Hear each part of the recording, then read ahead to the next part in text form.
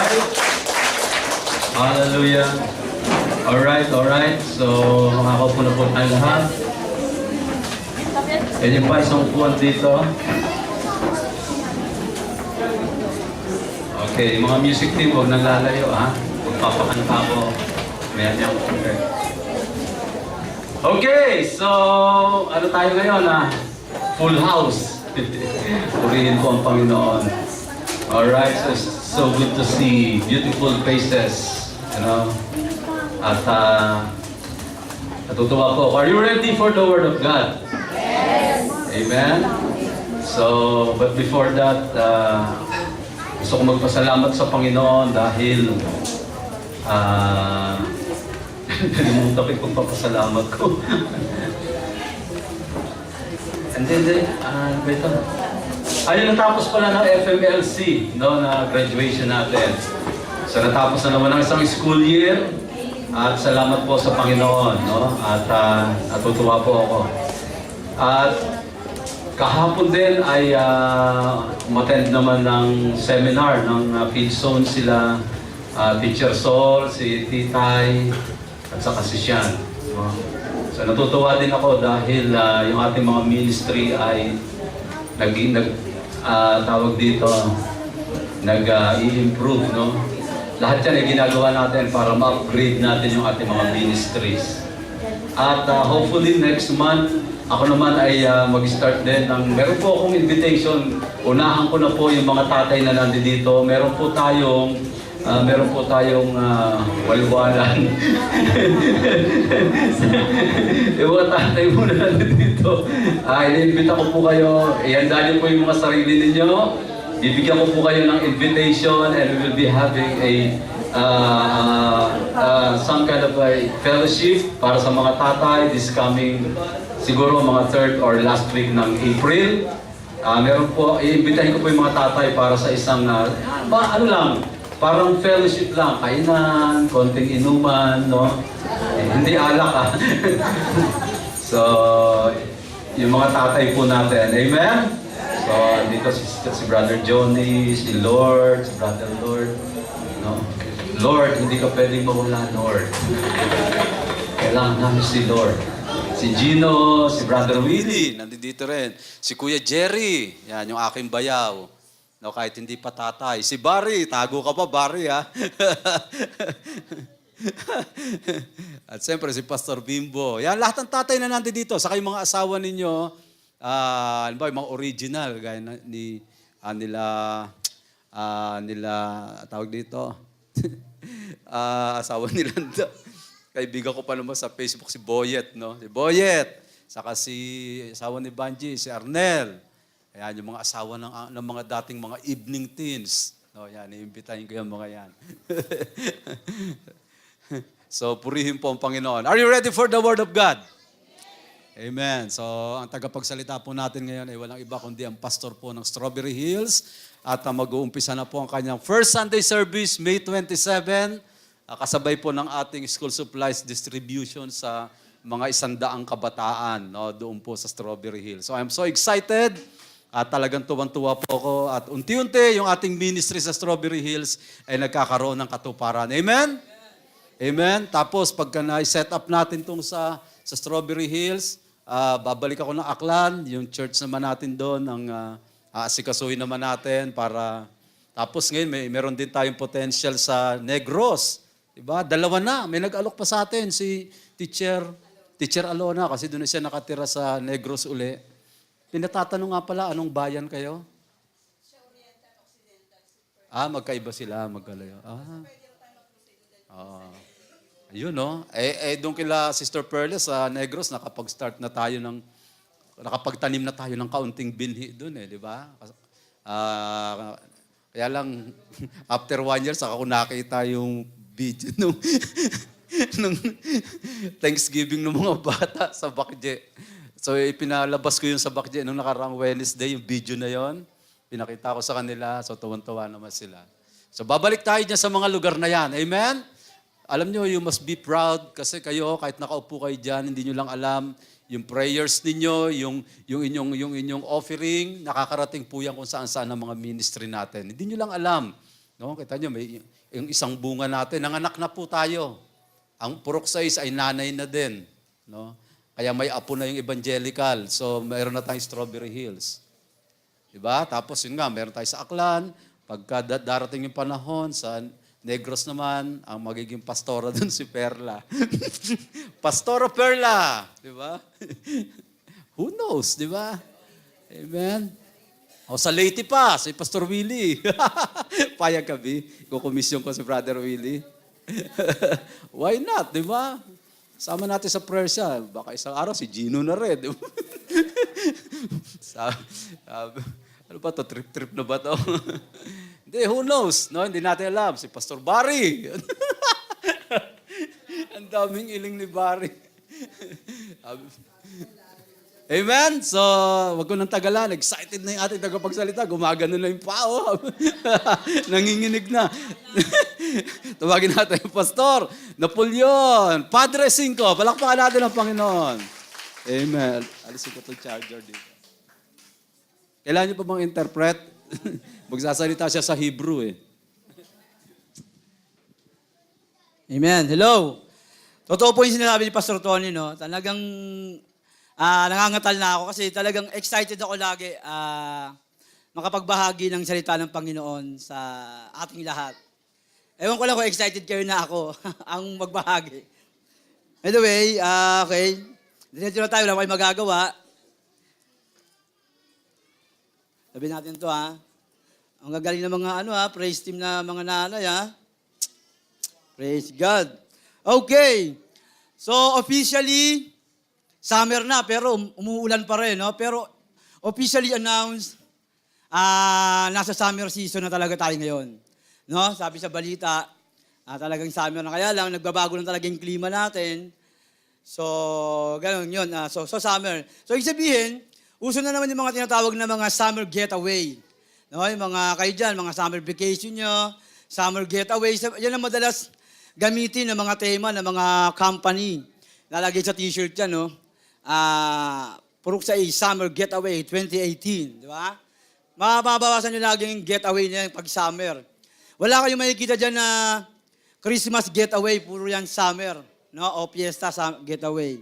Pag sinabing getaway, so naano sa akin yung word na getaway. Yun. Pag sinabing getaway, an escape or quick departure, paano ba ito? Iyaano ko lang dito. Ano ba? Paano ba? Pa-plus nga yung natin yan. Okay, mamaya na yung title. So, wala pa, no? Ito-down ko lang to, di ba? Sorry, nangangain to eh. Kaya nga yung kahawakan, baka agatin ako eh. Ayan ang pinutin ko para bumaba yan. Okay. So, nakita agad yung title natin Pag sinabing getaway, unescape or quick departure. Sabihin, or break loose, or free. No, pag sinabing departure, mula sa isang lugar, umalis ka doon, no? Umalis ka doon, umalagwa ka doon, nakatakas ka sa isang lugar. Di ba? Dati, lagi ka lang sa trabaho dahil dumating yung summertime. So, kaya tinawag yung getaway, talagang alagwahan na to. Di ba? Bahala lang, saan makarating. No, madalas pupunta ang mga bakasyonista sa norte, no? Sa mga beaches. Yung iba sa Batangas, doon sila nag-getaway. No? Nung panahon ng Israelita, nung sila ay alipin ng Ehipto, sila ay naitakas mula doon sa bayan ng Ehipto. No? At sila ay, sa madaling salita, mula sa pagkakaalipin, sila ay nakalaya. So yun, ang tawag doon, getaway. Nakatakas sila sa pagkakaalipin ng mga Ehipto.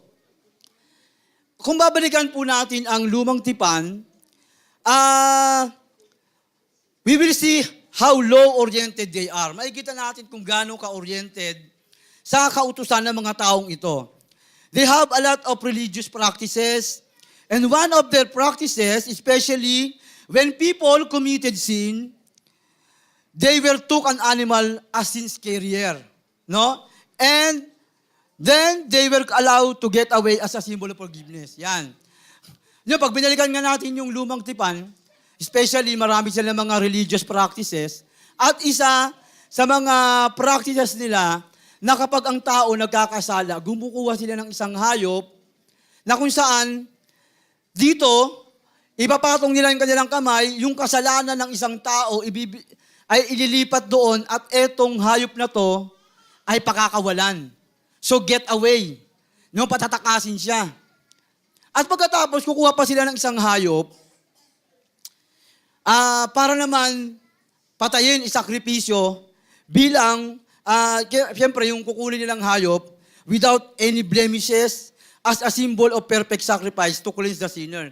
Pagkatapos nilang maisalin yung kasalanan o mai-confess yung kasalanan ng tao sa isang hayop, pakakawalan, kukuha sila ng isang hayop na malinis, walang bahid-dungis, walang pilay, walang bungi, hindi bulag, no? At doon, isabihin, perfect yung hayop na to at yun, papatayin yun bilang perfect sacrifice ang tawag doon. So, that's what we call religious practices, no? So, ang isang doon, makikita natin yung isang hayop na kumuha ng kasalanan at lumayo. No, tinakas niya yung kasalanan ng tao, nag-get away niya yung kasalanan ng tao. Last month, nag-celebrate tayo o nagdiwang tayo. Sabihin, parang pangit kasi panggal nag-celebrate kasi kamatayan ni Kristo eh. Yung last month, all people around the world remembering the death of Jesus Christ. Inalala ng buong mundo, hindi naman ng Pilipinas, kundi buong mundo, yung kamatayan ni Kristo. At nagkaroon ng konting katahimikan. No, huwag kayong maingay. Huwag kayong magagaganito kasi patay si Kristo. Diba? So lahat sila, nagkaroon sila ng katahimikan. Pagpapakita ito na, and many people are focusing how sinners he is. Ba't kaya ang tao na inaalala nila yung kamatayan ni Kristo? Alam mo bakit? Kasi, nakapokus sila kung gaano sila kamakasalanan. Tama? Kaya makikita mo yung tao nagpipinitensya eh. Ito yung panahon na para humingi ka daw ng tawad. Ito yung panahon na magpinitensya ka. Ito yung panahon na magsakripisyo ka. Ito yung panahon. Lahat nakatutok sa kanya kasi nakita niya kung gaano siya kasama, kung gaano siya kamakasalanan. Tama? Kapag dumadating lang yung araw na kung saan si Kristo ay namatay. Doon lang nila naaalala na sila pala ay makasalanan. After that, wala na uli yun. No? Balik na naman sa normal na buhay. No? Maghihintay uli ng isang taon para humingi uli ng tawad. Para magpenitensya, para magsakripisyo. So, parang pag nakita natin, pag pinag-aralan, pag nakita natin, paikot-ikot lang yung buhay na ginagawa. So, walang katapusan, ganun na ng ganun. Parang ang pangit tignan sa harapan ng Panginoon. Na parang hindi mo pinapaniwalaan na ikaw ay totoong pinatawad na. Tama? Na meron ng isang taong nag-alis ng kasalanan mo. Pero nakapokus ka pa rin kung gaano ka kamakasalanan. Hello? At ang pagmagat po natin sa umagang ito na po, ay ang yan. The one that got away, yan. Mapapanood ko sinusubaybayan ko sa Channel 7 yan eh. No? Pero hindi sila, yung title lang. Tapos, papatayin ko na. Kasi kapamilya talaga ako eh. The one that got away. Ano kaya ibig sabihin itong the one that got away? Nagtatalo pa kami ni Mika dyan kasi iba daw ang interpretation nila. Oo nga, iba yung kanila, iba yung sa akin. Ito yung sa akin eh. Merong isang tao na matay na kung saan kinuha niya yung kasalanan ng tao at pinalaya niya yung tao. Amen? Kaya the one that got away. Ngayon, sino itong the one na to? Okay. Ang sabi ng Romans chapter 5 verse 17, ako pala, Romans 5:17, sabi dyan, sa pampindot, yan, Romans 5:17, sabay-sabay natin basahin. Sa pauli, yan. For it by the transgression of the one, death reigned. Through the one, much more those who receive the abundance of grace and of the gift of righteousness will reign in the life through the one, Jesus Christ. Mapapansin natin, meron dyan dalawang the one na binanggit. Isang small letter na one at isang malaking the one. Isang malaking letter na one. No? So sabi diyan, pumasok ang kasalanan sa sanlibutan dahil sa isang tao, si Adan. At pumasok naman ang katuwiran sa pamamagitan din ng isang tao. Sino yung the one na yan? Jesus Christ. Amen? The one that got away our sins. When sin entered the world, death reigned. Ito ngayon. Ano bang ibig sabihin nito? When sin entered the world, death reigned. What does it mean? Of course, alam ko, alam ng maraming tao, nung pumasok ang kasalanan, pumasok din ang kamatayan, pero hanggang doon lang ba yun? Dapat na malaman natin na ang kamatayan ay ayun lamang. Ano bang ibig sabihin ng death reign? Yan, ito ang pag-aaral natin. It was the reason why people experiencing difficulties and hardship. Ito yung sinasabi na nag-raise sa buhay ng tao, sa human race. Hindi lang yung kamatayang physical, kundi hindi lang yung kamatayang spiritual, kundi nag-raise din sa buhay niya yung difficulties and hardship. Kaya ang mga tao nakakaranas ng mga hardship, ng mga difficulties because of sin.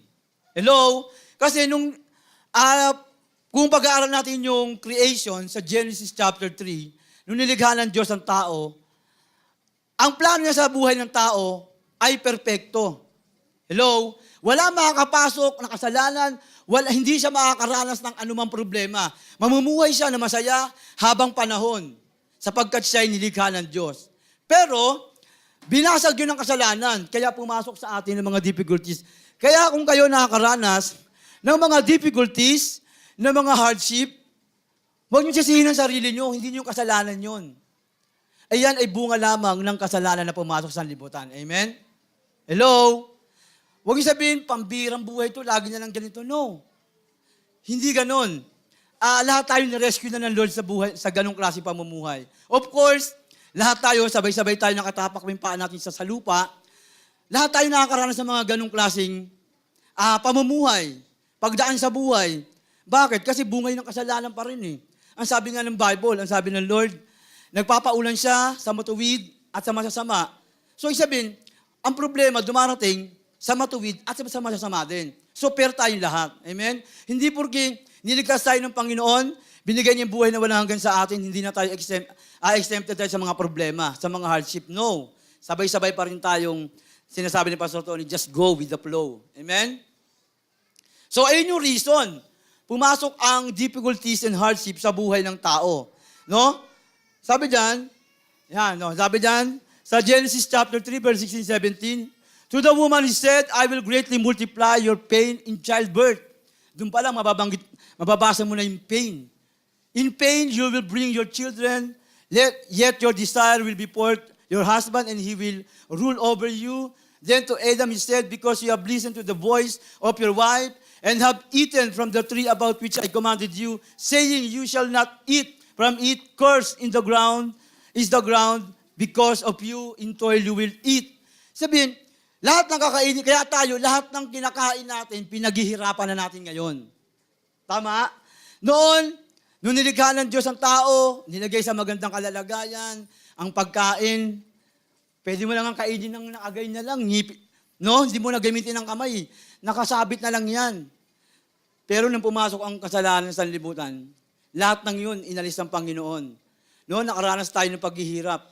So sa panganganak, binanggit yung pain, talaga nahihirapan ng mga babae. Pero hindi lang yung sinasabi ng kahirapan ng Panginoon, kundi sa buhay. No, sa pag-raise natin ng pamilya, talagang may kahirapan. Di ba? Sa mga anak natin, sa mga future nila, pinaplano natin, talagang meron kahirapan para lang maabot yung pangarap. Then, yung kinakain natin, nagpuprovide yung mga tatay natin, yung mga magulang natin, lahat yan hindi pinupulot sa isang tabi lang. Yung pagkain yan, pinaghihirapan yan, sinasabi nga nila, dugo at pawis ang puhunan dyan para mapakain ka lamang. Amen? So, ganun, nangyari. Dapat talaga, ang sarap ng buhay ng tao. No? Okay. Balikan na, ibang tanong naman tayo, no? What is death? Ito naman yung, kung death reign, so what is death? Ano naman yung kamatayan na sinasabi ng salita ng Panginoon? Literally, number one, the separation of the soul and the body by which the life on earth is end. Sabi ng Hebrew chapter 9, verse 27, and inasmuch as it is appointed for men to die, once after this comes judgment. Minsan lamang mabuhay ang isang tao at pagkatapos ito ay paghuhukom. So literally, the separation of the soul and the body. yung mga mahal natin sa buhay na namatay na, ito yung nakikita natin na yung kaluluwa nila wala na. Di ba? Wala na silang buhay, nasa kabaong na sila. At pagkatapos nun, wala na siyang chance pa uling mabuhay. Hello? Kaya sinasabi nila, may nagsasabi niya marami. Bumalik daw siya, galing daw siya sa impyerno, mainit daw doon, ikwento niya pa eh. Kaya galing daw siya sa langit, pinababa daw siya ni Virgin, ganyan. Para daw meron daw sa kanyang mission. No, hindi totoo yun. Ang sabi ng Bible, minsan lamang mamamatay ang isang tao pagkatapos nito, paghuhukom na ng kanyang physical na katawan. Sabihin, todas ka na nun, wala ka ng chance bumalik. Hello? Iyon ay mga likha lamang ng malilikot na isip ng mga tao. Gusto nilang makakuha ng attention, gusto nilang makakuha ng maraming likes, di ba? Gusto nilang makakuha ng maraming share. Kaya inikwento nila yung mga ganung bagay. No? Pero isa lang sinasabi ng Biblia, literally, this is a separation of the soul and the body. Next. Sobra pala.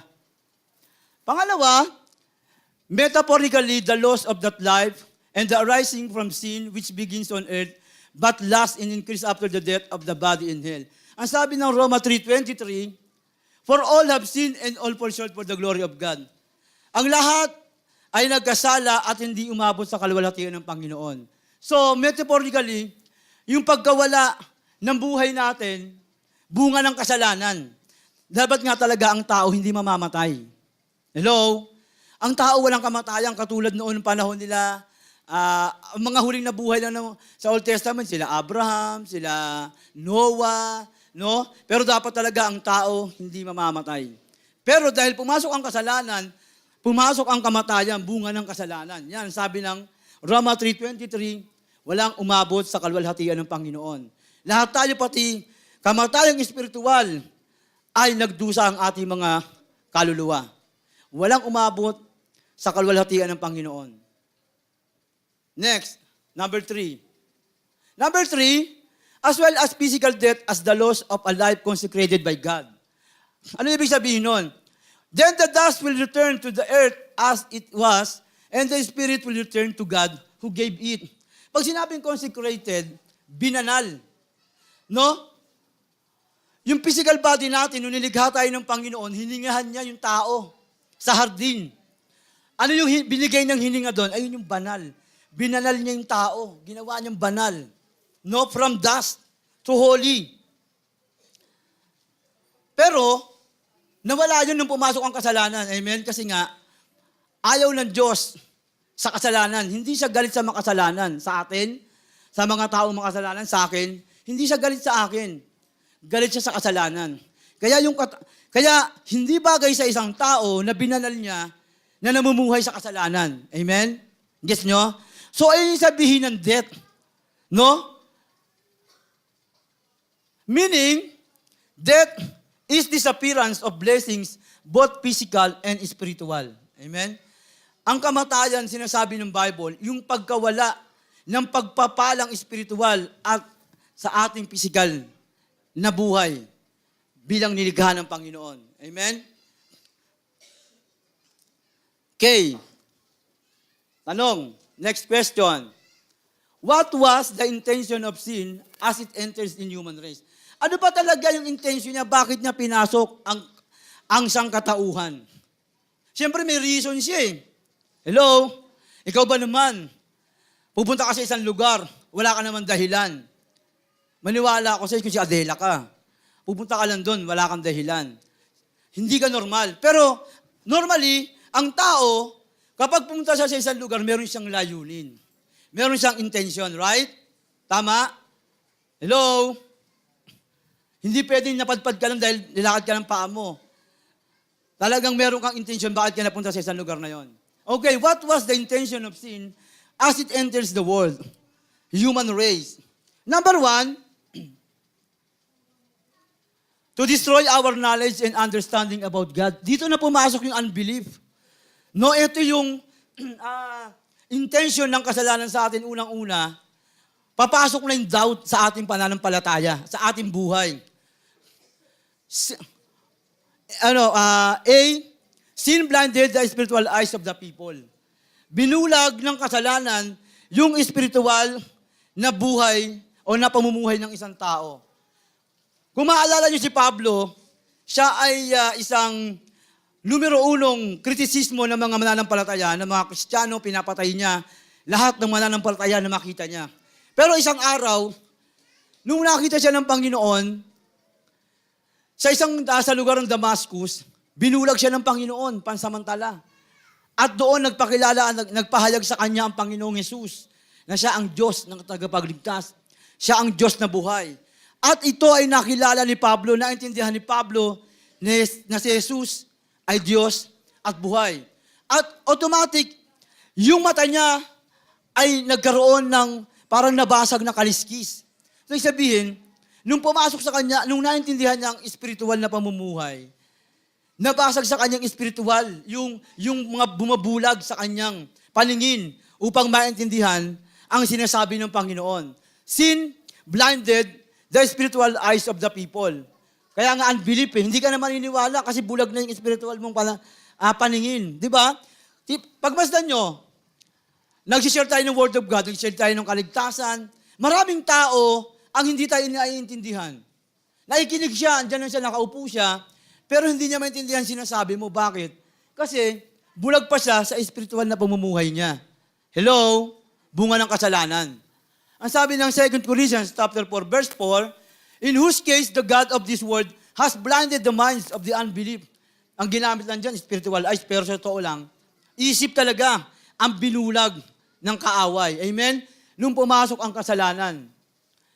So that they might not to see the light of the gospel of the glory of Christ who is the image of God. Hindi niya makita yung kaluwalhatian ng Panginoon, kaya huwag kayo magtaka. Huwag niyong ipilit sa isang tao na nagbabahagi kayo ng salita ng Panginoon, ng pag-ibig ng Diyos.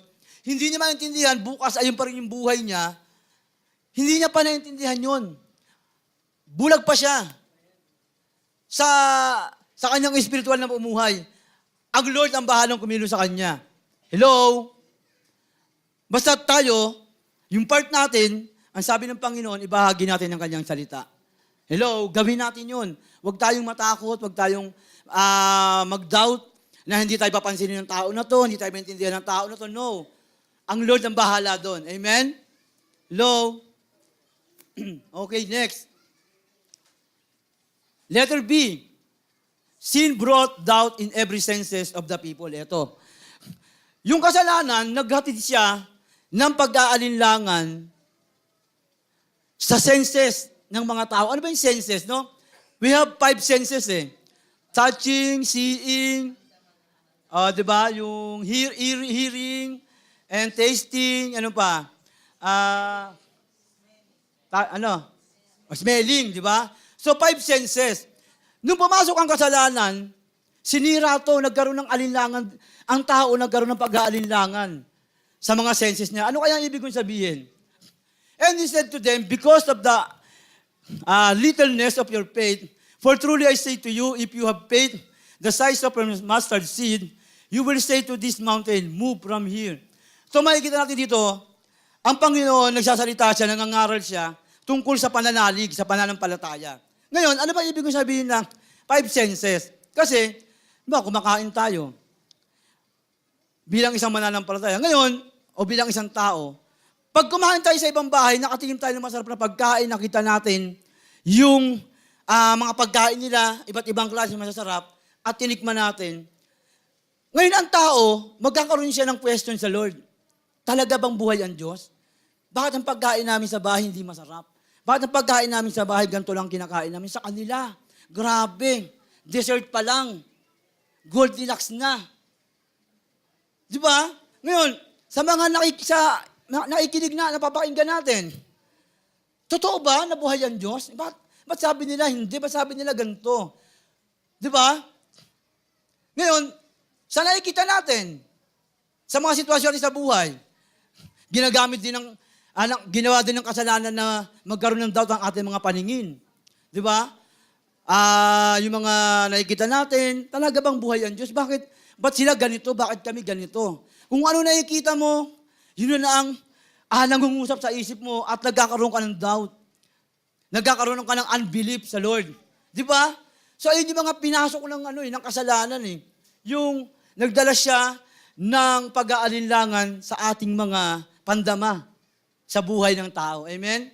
Kaya lahat yan, lahat ng part natin yan.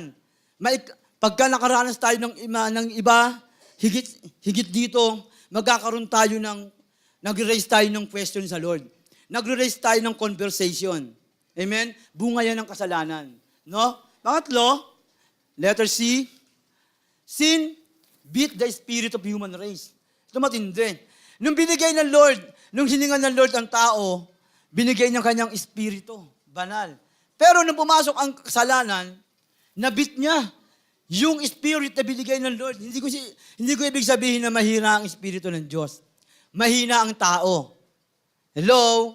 Hindi niya nakita na ang nananahan sa kanya ay Diyos na makapangyarihan. So kinagat niya yung tukso ni Satanas.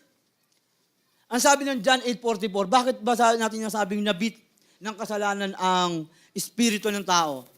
You are of your father, the devil. Ito yung pumapasok na No? Ang iyong ama, ang diablo ang iyong ama. Sabi ni Juan. And you want to do the desire of your father. He was a murderer from the beginning and does not stand in the truth because there is no truth in him. Kaya maraming tao, bata pa lang, kahit hindi natin sila tinuturuan, marunong silang hindi magsabi ng totoo. Tama? Marunong silang magsinungaling. Bakit? Kasi nasimulan sila, nabinian sila ng espiritu na bunga ng kasalanan. Kaya sabi ni Juan, generally, your father is the devil. Ang diablo ang iyong ama. Meron siyang kausap dyan. Of course, sinasabi niyan sa lahat ng hindi mananampalataya, sa lahat ng hindi nakakilala sa Panginoon. Hello? Sa lahat ng mga hindi nanalig at sumunod sa Panginoon. Amen? Sila yung mga tao na ang diablo nila, ang ama nila ay diablo. Kung anong gusto ng ama nila, yun ang ginagawa nila. Gusto ng ama nila ang ganito, magbisyo, gusto ng ama nila ganito, susundin nila. Gusto ng ama nila yung magsinungaling, mangupit, gagawin nila. Lahat ng hindi matuwid, yan ang buhay ng Satanas at yan ang gusto niyang gawin ng kanyang mga anak. Kaya ang tao, makikita mo, ayaw niyang aminin na yun ang kanyang ama, of course, masakit para sa kanya. Pero ang totoo, ang sabi ng John 1:12, ang sino man sa kanya tumanggap at manampalataya, ibibigay niya yung karapatan bilang anak ng Diyos. Yun ang nawala doon, yung karapatan natin. Ibibigay niya lang yung karapatan na yun kung tatanggap tayo sa Kanya bilang Panginoon, tagapagligtas. Amen? Pero kung hindi mo tinatanggap ang Panginoon, kalulungkod ko kapatid sabihin na diablo ang iyong ama. Hindi po ako nagsabi niyan. Ang salita po ng Panginoon nagsabi niyan. Hello? Pero binibigay ng Panginoon yung pagkakataon na to, maintindihan mo, sa John 1:12, ang sino man sa akin tumanggap at manampalataya, ibibigay niya yung karapatan bilang anak ng Diyos. Amen? Doon pa lang ibibigay ng Panginoon yung rights to become a children of God. Praise God. Okay. Next. Pangalawa, ano yung unang kasalanan, intention ng kasalanan? To destroy our knowledge and understanding about God. Pangalawa, to disagreement, the relationship between God and man. Pag sinabing disagreement, mawala na yung kasunduan. Inalis niya, winasak niya yung agreement ng Panginoon, yung covenant ng Panginoon. Hello? Di ba? Ito, papasok ngayon dito yung eternal separation. Kanina ang pumasok, unbelief. Ngayon, eternal separation ang pumasok dito. Sayin natin. Una, sin pulled people into calamity. Ang kasalanan, hinila niya ang tao sa kalamidad. Yung isang term ng kalamidad sa Tagalog, yung parang wasakin, winasak niya. No? Yung buhay ng tao. Pag sinabing calamity, of course, may imagine mo agad, pag sinabing calamity, destroy talaga yan. Wash out ang bahay mo dyan. Wash out ang kabuhayan mo dyan. Yan ang ginawa ng kasalanan. Hinila niya ang tao patungo sa pagkawasak ng kanyang buhay. Amen? Grabe no? Pag-isipin natin, ang ganda ng plano ng Panginoon sa atin eh.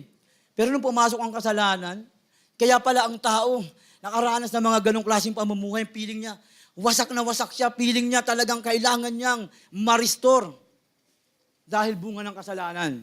Okay, ang sabi ng Roma 6:23, for the wages of sin is death, but the free gift of God is eternal life in Christ Jesus. Wala kabayaran ng kasalanan yun Kamatayan. So yung kamatayan na itong bunga nito, hilahin ng tao na wasakin ang kanyang buhay. Kaya maraming tao nawawasak ang buhay dahil sa kasalanan. Amen? Kung meron man nawawasak ang buhay natin, kahit mananampalataya na tayo, nangyayari yun, of course, may layunin ng Panginoon. Pero hindi na yung bunga ng kasalanan. Nangyayari yun din, inaalaw natin na mangyari yun.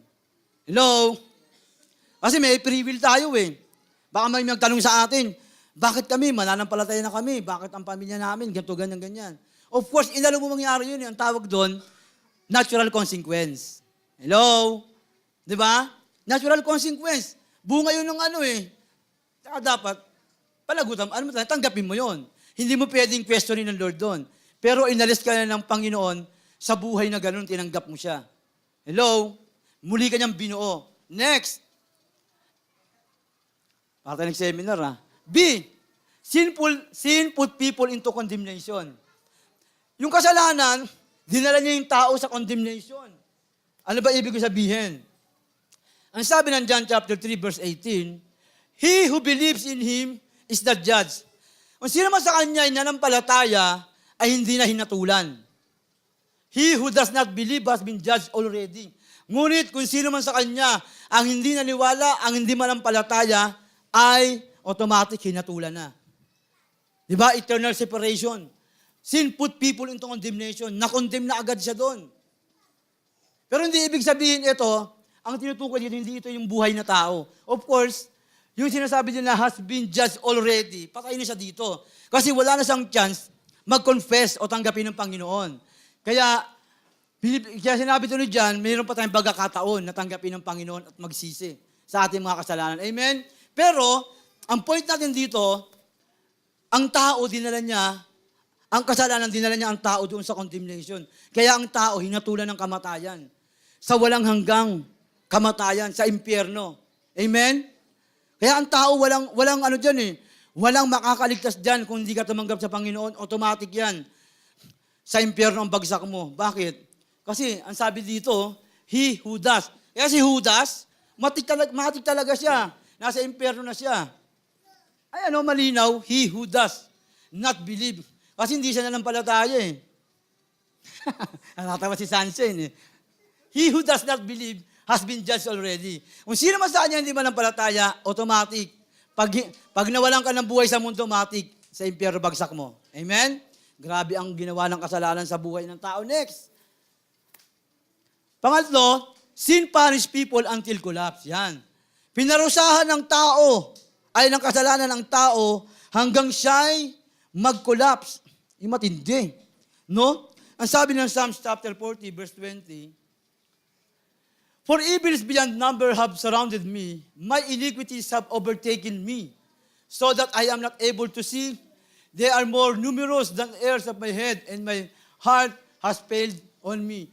Ito, si David nagsasabi niya, ito, nakagawa siya ng kasalanan, nakakamit siya ng kasalanan, sa Panginoon, nakaramdam siya sa buhay niya ng pagkaguho. Pag sinabing collapse, pagkaguho. Okay, si David ay isang hari, Sa kanyang pamumuno, hindi siya naging matagumpay. Bumagsak siya sa kanyang pamumuno bilang hari. Bakit? Kasi, unang-una, pinagplanuhan niya mapatayin yung kanyang kanang kamay na si Urias.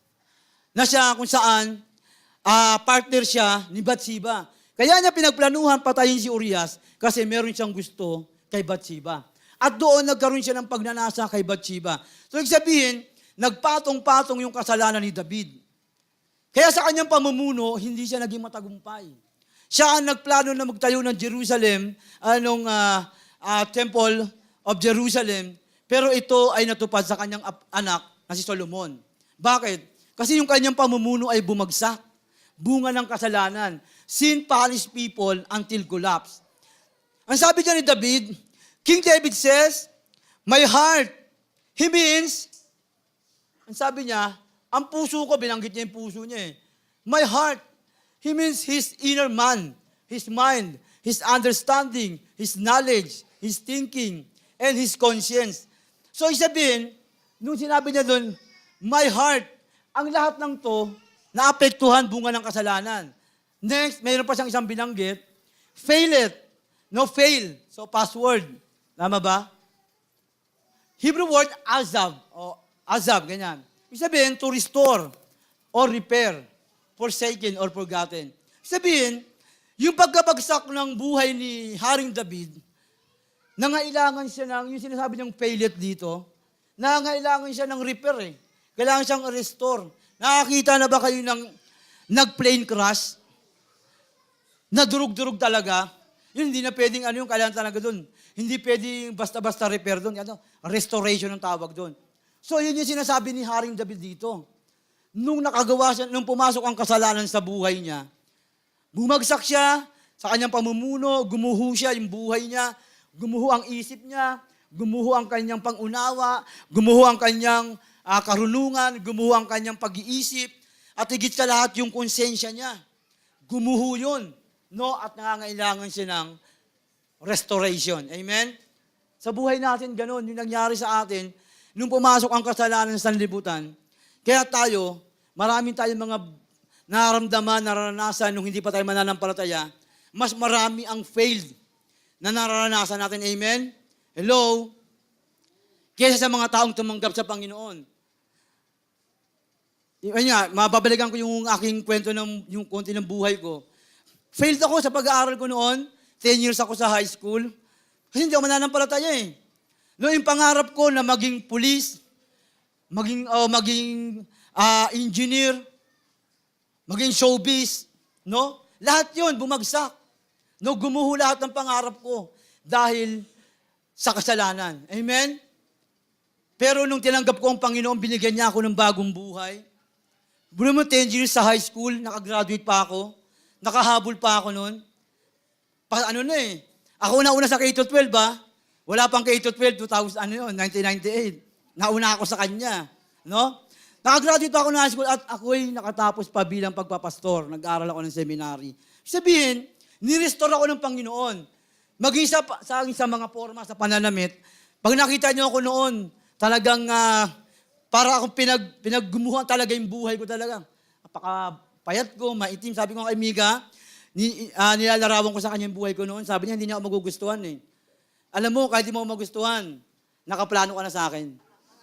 Wala ka na magagawa doon. Sabihin, di ba? Pero ngayon, natuto kong magsapatos. Lagi ako nakapay, lagi ako nakashort. Natuto kong manamit. No? Nagtatakin ako noon. Diring-diri ako magtakin, no? Nag-necktie. Nandoon nag-necktie talaga. Okay na ako nakahubad. Basta tayo punta San Pedro, Alabang, pwede na yan. Di ba? Sabihin, nirestore ako ng Panginoon.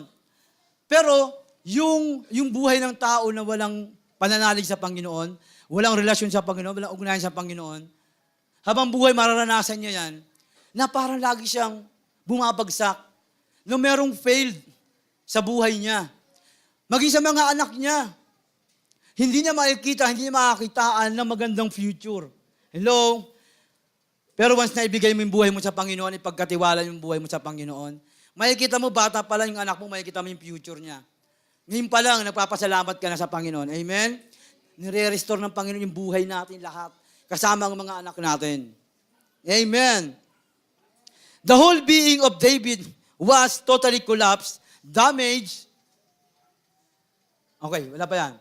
Was damaged when sin entered his life. Okay, number 3. To deliver sufferings in human race. Amen? Balikan ko yung point number 1 natin, ha? Para ma-remind tayo na onte. Point number 1, yung intention ng sin sa atin to destroy our knowledge and understanding about God. Pumasok ang belief. Pangalawa, to disagreement the relationship between God and man. Pumasok ang eternal separation. Pangatlo, to deliver suffering in human race. Yung kasalanan, ay yung intention ng kasalanan para maghatid siya ng paghihirap sa buhay ng tao. To deliver sufferings in human race. Dito papasok yung problems and troubles. Yung sinasabi ko kayo sa introduction, kaya ang tao nakakaranas ng mga troubles, ng mga difficulties, ng mga hardship because of sin. Amen? Kasi dinala niya to sa human race para mag-suffer ang tao. Hindi siya natutuwa na ang tao ay laging masaya. Hindi siya natutuwa na ang tao laging blessed. Kaya ang intensyon niya, kailangan wasakin ko ang buhay ng tao. Paano kaya yun? Kailangan pumasok ako sa sanlibutan. Kaya pumasok siya sa isang tao, binanggit kanina sa binasa nating talata, for the one man, death reign. Amen? Nakapasok ang kasalanan sa isang tao. Pero masigit na dakila ang ginawa ng Panginoon. Okay. Una, sin was the reason of sicknesses and disease. Ang kasalanan, ang dahilan o ugat ng sakit at ng kamatayan. Genesis chapter 3 verse 16, to the woman he said, I will greatly multiply your pain in childbirth. Doon pa lang, sa pagkapanganak niya, meron na agad pain. So yung pain dito, sa panganak ng isang ina, talagang nakataya ang kanyang buhay. No? At ito ay madadala niya ng anak niya hanggang sa panahon natin, nadala yung troubles and problems sa buhay natin hanggang sa panahon natin. Pangalawa, sin was the root of stress and depression. Kaya ang tao, meron siyang depression, lagi siyang nai-stress, bunga yan ng kasalanan. Yan ang ugat, no? Ang ugat niya na kasalanan. Yung pagkaroon na natin ng stress. Kaya nga, tulad nga na sabi kanina, ang plano ng Diyos sa buhay natin ay maganda, masaya, lagi ka nakatawa. Kaya ang tao nagkaroon ng wrinkles. Dapat ang tao walang wrinkles walang uban. Pero nung pumasok ang kasalanan, pumasok din ng wrinkles. Kaya tita, lagi ka magdala ng lipstick at makeup. Dahil ang problems and troubles dumarating sa buhay natin. Kaya si tita, lagi siya may dalang armas. No? Pumasok ang ugat ng stress and depression sa atin, yung kasalanan. Ang sabi ng 3:17, then to Adam he said, because you have listened to the voice of your wife and have been eaten from the tree, balikan to in toil you will eat of it all the days of your life. Eto, no, pagmasa natin to, talagang ang hirap maghanap buhay Tama? Hello? Sino dito madali na maghanap buhay para sa kanya? Mahirap. Ngayon, sa paghahanap buhay natin, para mabuhay tayo, para kumain tayo, wala bang stress doon? Wala bang depression doon? Ako nga, stress na ako sa trabaho namin No, although maganda yung position ko, pasita-sita lang ako, pero hindi mawawala yung stress and depression sa trabaho. How much more yung tao na wala pang relasyon sa Panginoon? Lalo-lalo na hindi tumanggap sa Panginoon. Alam mo, kaya maraming tao nagpapakamatay, hindi niya nakakayanan yung stress and depression. And that is the root. Ang root nito ay kasalanan. Amen? Dapat wala tayo niyan. Dapat walang taong nagpapakamatay sa pagka-stress. Dapat walang taong nagpapakamatay dahil sa depression. Pero marami nagpapakamatay, di ba? Dahil bunga ng kasalanan Next. C. Sin built a foundation of scared and dread in the heart of human race. Anong ibig sabihin natin dyan? Ang kasalanan ay nagtayo siya ng isang pundasyon. Sa buhay ng isang tao, nagtayo siya ng pundasyon ng takot. Dapat ang tao walang takot Di ba? Fixed lang yung isip niya, yung puso niya, nananalig siya sa Panginoon, na lumikha sa Kanya, lahat ng provision, lahat pinrovide na ng Panginoon, everything, lahat ng kailangan niya pinrovide na ng Panginoon. Satisfied na siya, nakaupo na lang siya, hayahay na lang siya, kakain na lang siya. Pero, nung pumasok ang kasalanan, pumasok ang takot sa buhay nila, sa buhay natin. Ang matindi dito, nakapagtayo ng matibay na muog, yung takot. Kaya maraming tao nakakaranas ng takot. Takot mabuhay, takot magtrabaho, takot sa ganito, takot sa ganyan. Di ba? Kasi lahat yan bunga ng kasalanan. Yung mga takot na naranasan natin, takot na makapag-college pa kaya anak ko, takot na kinabukasan baka wala na akong trabaho, takot na ganito, mayroon pa kaya kaming bigas. Amen? Maraming takot sa puso ng isang tao. Ayun ang bunga ng kasalanan. Pero, ang sabi ng Panginoon, sa 2 Timothy chapter 1 verse 7, for God has not given us a spirit of timidity, but a power and love and discipline. Sa ibang translation, spirit of fear. Hindi tayo binigyan ng Panginoon ng espiritu ng takot. Kaya nung tinanggap mo ang Panginoon bilang Panginoon tagapagligtas, wala ka ng takot sa puso mo. Amen? Hello? Ang binigay sa iyo ng Panginoon, Espiritu ng katapangan. Harapin yung buhay na meron tayo. Hello? Harapin yung mga pangarap natin. Harapin kung sino tayo sa mundong ito. Harapin yung pinagdadaanan natin. Huwag takasan. Amen? Binasag na ng Panginoon yung pundasyon na yan. Yung pundasyon ng takot na nilagay niya sa puso ng tao. Bunga ng kasalanan. At ang ipinalit niya ng Panginoon, Espiritu ng katapangan. Kaya kung meron ka bang espiritu ng takot na harapin yung buhay mo, kapatid, dapat maintindihan mo na tinanggap mo ang Panginoon at siya'y nananahan sa'yo. Kaya ang espiritu na meron ka ay espiritu ng katapangan. Amen? Palakpakan natin ng Panginoon. Talagang amen. Parang Okay. Next question. Malapit na tayo. How could we get away from the curse of sin? Yan. Paano ba tayo makakatakas ngayon, makakaalis dito sa sumpa ng kasalanan? Kasi sumpa yung lumabas eh. No? Una, God changed the idea of forgiveness. Binago ng Panginoon yung idea ng pagpapatawad niya. Kasi, kung hindi niya babaguhin yon, ang Panginoon matalino. Tingnan niyo ha.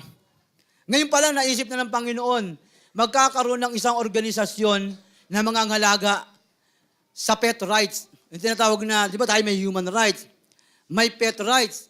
Ngayon, kung hindi niya babaguhin yung idea ng kapatawaran, maraming tao makukulong. Kasi nagkasala siya, papatay siya ng hayop, kuha siya ng itik, kuha siya ng baboy, kuha siya ng gantong hayop. Mauubos yung hayop. Madaming preso. Madaming makukulong. Pero hindi yun ang idea ng Panginoon. Inano ko lang yun, no? Dinojoke ko lang kayo. Baka, ano kayo, no? Pero ang totoong idea ng Panginoon, instead of animal sacrifices, God offered His one and only Son as a perfect sacrifice for once and for all. Amen? Imbis na hayop, ang i-offer ng tao, kasi paulit-ulit lang, pero sa totoo lang, kung babalikan natin yung joke ko kanina, pag tignan natin, no, kung paulit-ulit na gano'n, papatay ka ng hayop, nagkasala ka, papatay ka ng hayop. Sa totoo, talaga mauubos ang hayop. Kahit wala pang batas ng pet rights. Amen? Kasi lahat tayo, walang perfecto eh. Ang sabi ng Bible, lahat nagkasala eh. Ngayon, paano ka lalapit sa Panginoon? Paano ka higin ng tawad? Kailangan mong pumatay ng hayop. So kung gano'n ang gano'n ang buhay, araw-araw, mawawala na ng hayop. Kaya binago ng Panginoon, instead of animal sacrifices, God offer His one and only Son. Sino yun? Si Jesus Christ. Amen? Ang sabi ng John 3:16, For God so loved the world, He gave His one and only begotten Son, and whosoever believe in Him shall not perish, but have everlasting life. Amen? Magkaroon siya ng buhay na walang hanggan. Who would be the perfect offering? Doon sa sagot kanina, hindi ko pa itong binanggit si Jesus Christ. Dito, who would be the perfect offering? Sino ba talaga yung perfect offering na dapat natin ibigay? Tingnan natin. A person without fault, without stain, without damage, without shortcoming, in short, without blemishes. Amen? Wala siyang pagkukulang, wala siyang kamalian, wala siyang dungis, wala siyang mantsa. Sa madalit salita, wala ka talaga sa kanyang maipupula. So siya yung perfect sacrifice, a perfect offering na hinihingi ng sangkatauhan. Amen? Kung ibibigay natin hayop, perfect, para mapatawad tayo, hindi na yon. Kailangan perfect offering na lang. And that is, Jesus alone was the perfect sacrifice. Amen? Si Jesus lamang ang perfectong ibinigay ng Diyos na isasakripisyo para sa mga kasalanan ng tao. Ang sabi ng 1 Peter chapter 1, verse 19, But with precious blood, as of a lamb, unblemished and spotless, the blood of Christ. Amen? Yung dugo ng lamb, ano ba yung lamb? Tupa. No? Tupa na walang dungis. Sino daw yun? Si Jesucristo. How much more will the blood of Christ, who through the eternal Spirit offered Himself without blemishes to God? Siya yung Lamb of God, yung perfect na offerings na binigay sa atin para sa kapatawaran ng ating kasalanan. Jesus was the Lamb of God. Amen? Hindi na siya kumuha ng ano pang hayop, kundi ang kanyang bugtong na anak lamang ang binigay niya bilang handog. Ang sabi ng John 1:29, the next day, he saw Jesus coming to him and said, "Behold, the Lamb of God who takes away the sin of the world." Amen? Si Jesus, ang Lamb of God. Siya ang binigay ng Panginoon sa kapatawaran ng ating mga kasalanan. Siya ang tupa o kordero ng Diyos na perpektong naglinis ng ating mga kasalanan. Kordero ng Diyos, di ba? Na nag-aalis. Yun eh. Di ba totoo yun? Siya ang kordero ng Panginoon. Siya ang kordero ng Diyos. Okay. Ay. Jesus alone was the forgiveness of sins and the one who got away all curse from the past, present, and future. Colossians chapter 1 verse 14, in whom we have redemption, the forgiveness of sins.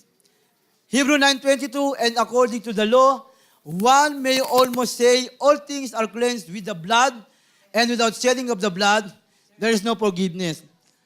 Kung walang pagbububo ng dugo, walang kapatawaran. Nung panahon ng Old Testament, kailangan talaga may magbuwis ng buhay. Kawawa naman yung hayop na yon. Pero wala siyang magagawa. Yun ang ni-required ng law, ng kautusan, kailangan may mamatay. Pero binigay ng Diyos Ama ang kanyang bugtong na anak, yung kanyang anak, yung dugo ng kanyang anak, ang naging kapatawaran ng kasalanan. Amen? Hanggat kamatayan ng kanyang anak, ibinigay niya para lang magkaroon ka ng buhay na walang hanggan. Para lamang makalaya tayo sa kasalanan. Amen? Para lamang makatakas tayo sa sumpa ng kasalanan. Jesus alone can fulfill the law. No? Kaya, siya lang ang nakatupad ng kautusan eh. Matthew 5:17 sabi diyan, do not think that I came to abolish the law or the prophets. I did not come to abolish the law but to fulfill. Amen? Siya lang ang nakatupad ng 10 utos. Kaya siya ang perfect offering. May tanong diyan eh. May tanong dito sa akin eh. Why Jesus? Why not kings? Why not prophets? No, why the priest? Di ba marami mga karakter sa Bible noon eh. Bakit si Jesus? Pwede namang, may mga propeta naman. May mga hari naman. May minor and major prophets naman. May mga priest naman.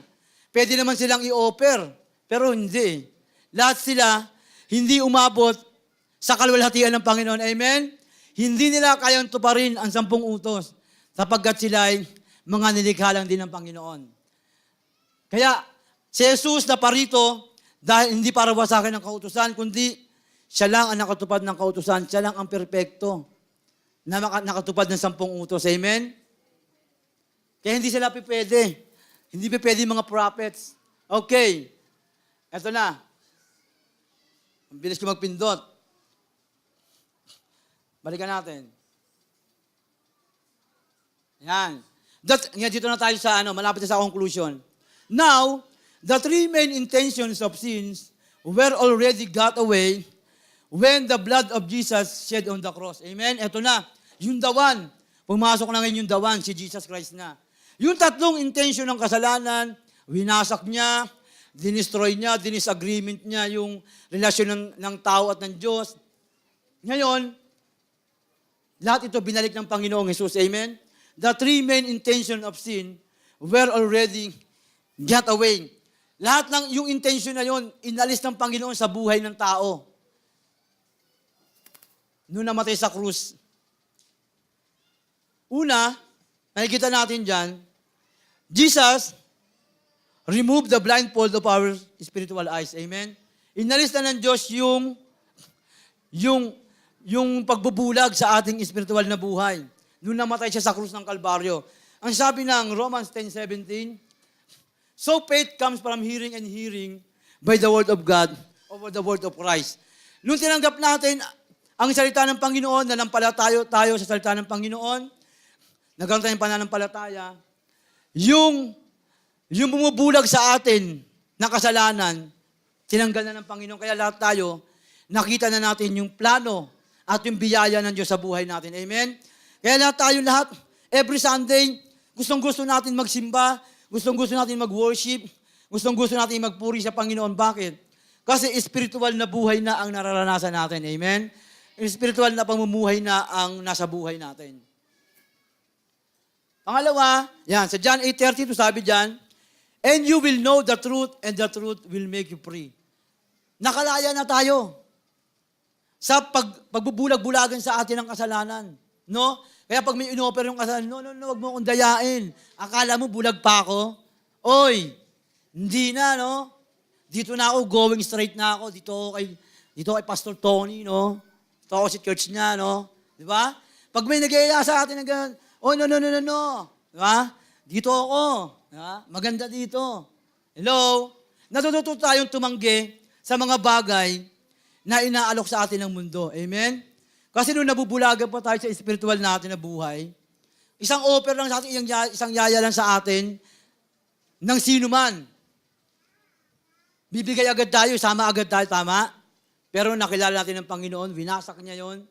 Kala nila, nauuto nila tayo. No, hindi na. No? Lahat tayo, gustong-gusto na laging magpuri sa Panginoon every Sunday. Okay, next. Pangalawa, Jesus reconciled the being of God and man. Ayun na. Yung winasak ng kasalanan na relasyon ng Panginoon, ngayon, nireconcile ngayon ni Jesus. Yung being of God and man. Yung katauhan ng Diyos at ng tao, yung isang ano ko dyan, points ko dyan, reunited, pinag-isa. No, nireconcile. So, parehas lang naman. No, nireconcile niya yung katauhan ng tao at ng Diyos na winasak ng kasalanan. Sabi ng 2 Corinthians 5:17, therefore, if anyone is in Christ, he is a new creature. The old things pass away. Behold, new things have come. Now all things are from God who reconciled us to Himself through Christ and gave us the ministry of reconciliation. Amen? Ang sino man nakapag-isa sa Kanya ay meron ng bagong buhay. Bago lang nila lang. Wala rin natin yung pagkatao. Amen? Through Jesus Christ. Nung namatay si Jesus sa krus ng Kalbaryo, inalis niya yung sumpa ng kasalanan sa atin at nireconcile niya tayo, yung pagkatao natin at ng Diyos. Amen? Di ba? Hiningan tayo ng Diyos, pumasok ang kasalanan, umalis, nawala yung spirit natin bilang sa Panginoon. Pero nung namatay ang Panginoong Yesus, muli niyang ibinalik. Kaya ang Diyos at ang tao ay nag-iisa na. Amen? Kasi nasa atin na si Jesus. Sa totoo lang, kung tayo namumuhay sa kasalanan, hindi pwedeng mamuhay sa atin ng Panginoon. Hindi siya makakapasok sa puso mo at sa buhay mo. Ibig sabihin, totoong wala na sa iyo ang kasalanan, totoong malaya ka na sa kasalanan, totoong meron ka ng bagong pagkatao sapagkat si Jesus na ang namumuhay sa iyo. Ang sabi ng Romans 5:10, for if while we were enemies, we were reconciled to God through the death of His Son. Amen? Yan o, malinaw na malinaw. Sa pamamagitan ng kamatayan ng kanyang anak, si Jesus. Dati, itinuring tayong kaaway ng Panginoon, bunga ng kasalanan. Di ba? Tinuring tayong kaaway, hindi ka makalapit sa Kanya. Para tayong maruming basahan sa harapan ng Panginoon na pinandidirihan. Hindi tayo makalapit sa Kanya. Pero namatay si Jesus. Para yung kasalanan na to, alisin sa atin at tayo ay magkaroon ng muling ugnayan sa Panginoon. Amen?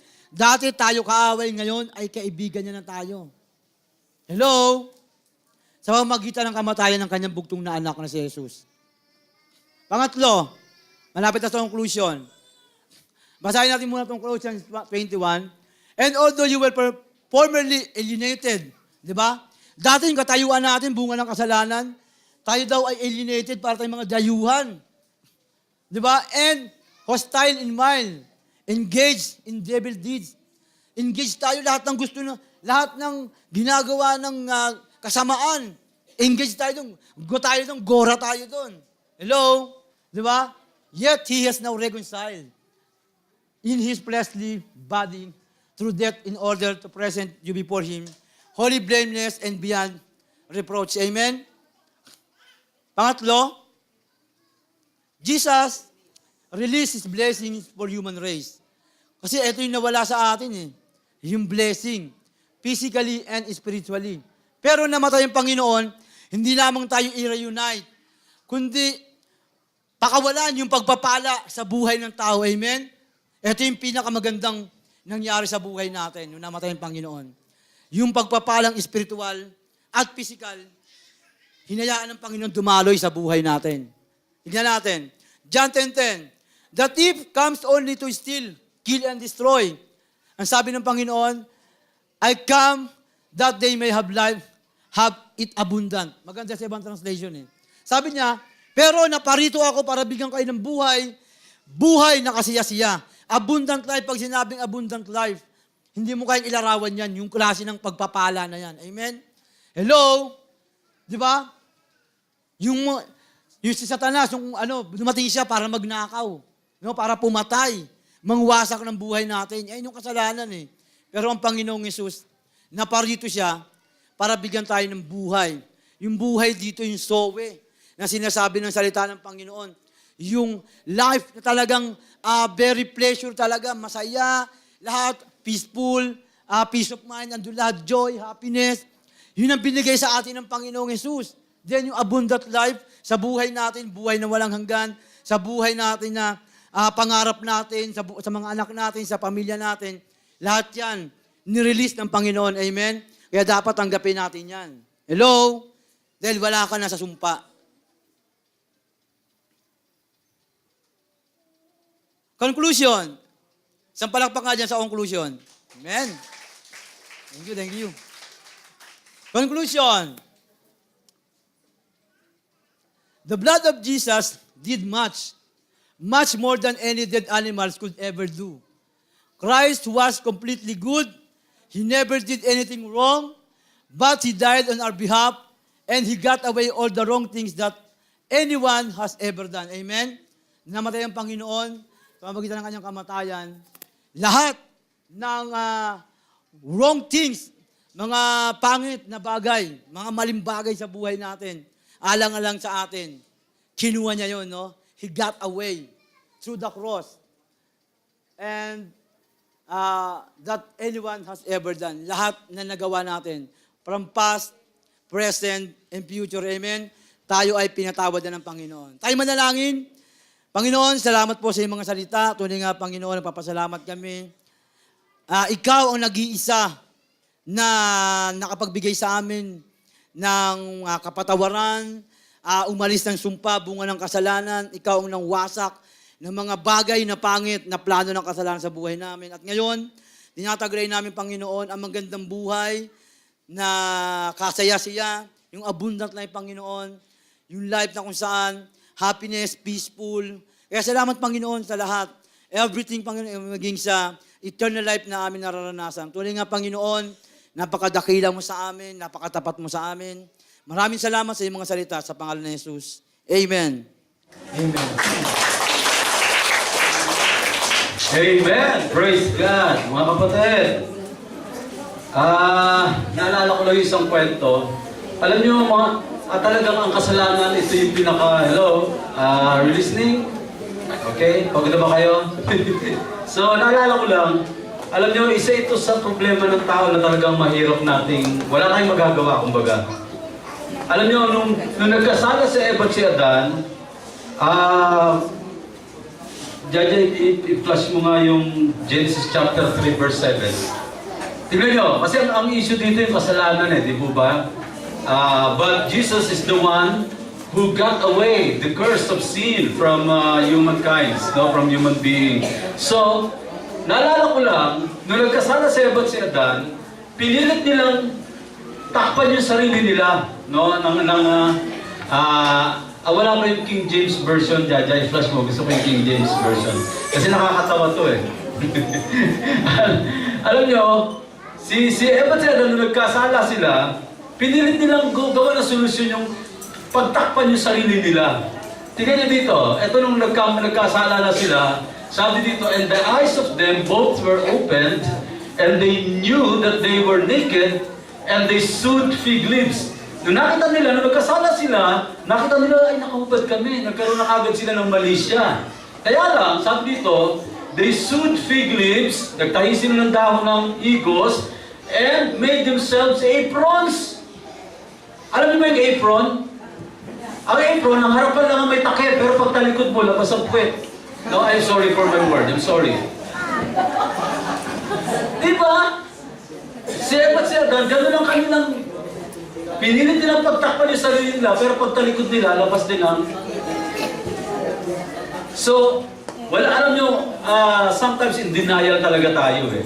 Ayokong maging, sabi nga, huwag na tayo maging sin conscious. Totoo po yun. Kaya nga dapat maging thankful tayo dahil yung senior ni Pastor Bimbo, because of Jesus, He's the one who got away the curse of sins from us. Tinanggal ng Panginoong Hesus yung kasalanan, yung sin nature na meron po tayo. Pati yung mga kasalanang magagawa natin.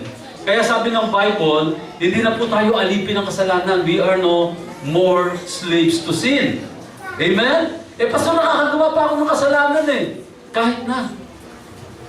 Yung kasalanan mo bang ginagawa, sinasadya mo ba yan? Pinagpaplanuhan mo? Doon lang medyo magkakaroon ng issue.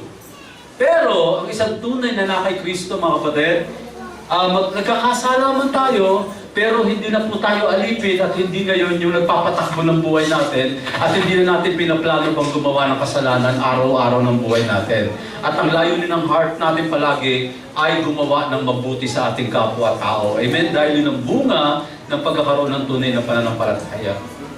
Inalis na ng Panginoong Hesus. Jesus got away. No? I'm sorry to tell you, Pastor Bimbo, pero tama si Teacher Mika, it's the one who got away, not the one that got away. Tama ba? The one who got away. Hindi, the one that got away, alimbawa, gusto ko siya, no? Hindi ko siya, because he got away. Pero the one who got away. Tama kasi sa Bible, the one who got away talaga eh. The one who got away the sins. The one who got away sa Bible. Nakita ko tama eh, the one who got away. So yung title niya pa sabi ko, the one that got away, parang, nakatakas, parang the one that got away, parang hindi mo, ay ewan ko lang, kasi the one that got away, parang, halimbawa, he's the one that got away, dapat gusto ko siyang makasama, gusto ko siyang mapangasalo, kaya lang, hindi ko siya nakatagpo, kaya lang, because he got away. Yun ang, So the one who got away, ewan ko, pero, kasi sa Bible, Jesus is the one who got away the curse of sins. Yun ang sabi sa Bible. Amen? So, totoo naman yun. Tama. No? Ang Panginoong Hesus ang nag-alis sa atin. Ha? Huwag natin pahirapan pa. The one who took away our sins. Hindi tayo sa Bible talaga, the one who got. Pichine ko eh. Sa King James Version, Jesus is the one who got away the curse of sins. So, nagkaroon pa tayo dito na.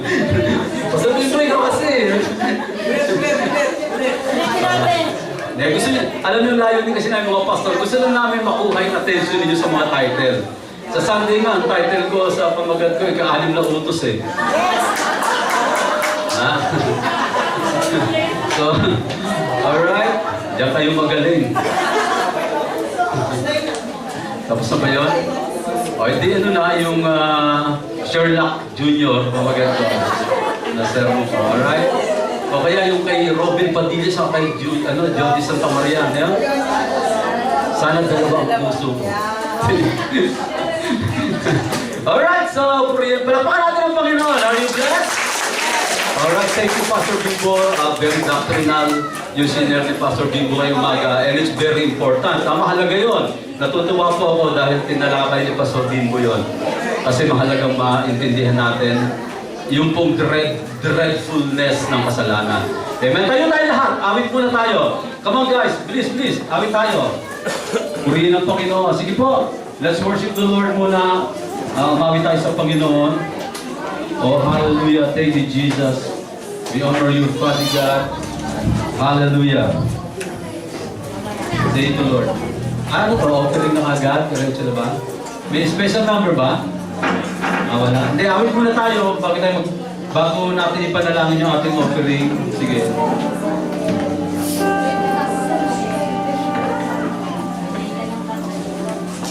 Hallelujah.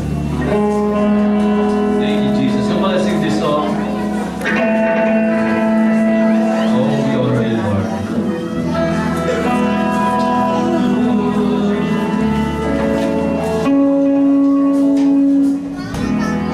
I'm forgiven because you were forsaken. I'm accepted. You were condemned. You were condemned. I'm alive and well.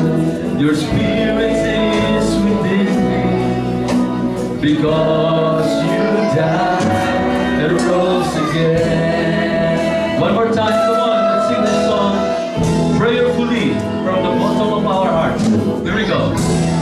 I'm forgiven because you were forsaken. I'm accepted. You were condemned.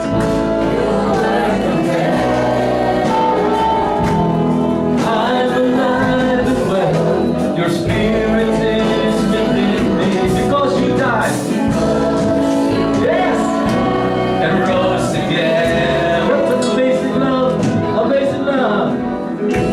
Amazing love! How could it be that you, my King, would die for me? Oh, amazing love! Amazing love!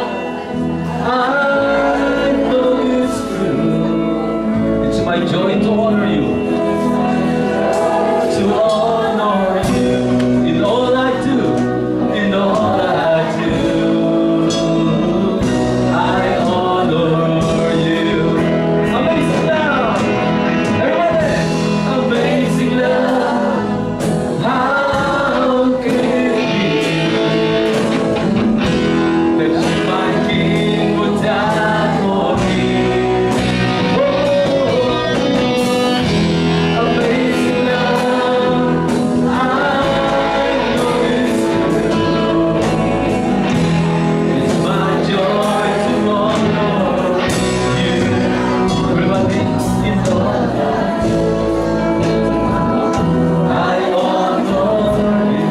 Once again, in all I do, I honor. For the last time, in all I do, in all I do. Salamat Panginoon sa iyong mga salita na aming narinig ngayong umaga. Salamat po Lord dahil po kami ay pinalaya mo mula sa sumpa ng kasalanan. Salamat Lord because you are the one who took away all our sins. Salamat Lord because we know God that right now because of the blood of Jesus, Lord, we are